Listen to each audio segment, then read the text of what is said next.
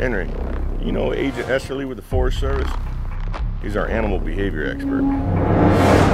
Oh, you mean Bigfoot specialist? Yeah, I heard on the news you boys thought it was another bear attack. All 10 of these deaths have happened in a 20-mile radius. We're talking about remote caves, lava tubes, and dense forest.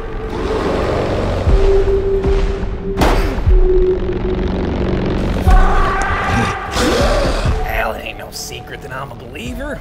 Hell, who do you think got the town to adopt him as their mascot? This here's Bigfoot. Where did you get that? Look, I know you're emotional about this, all right? But I've got to think about the community as a whole. What makes you think it's Bigfoot rather than any other large predator? Just look at all the evidence.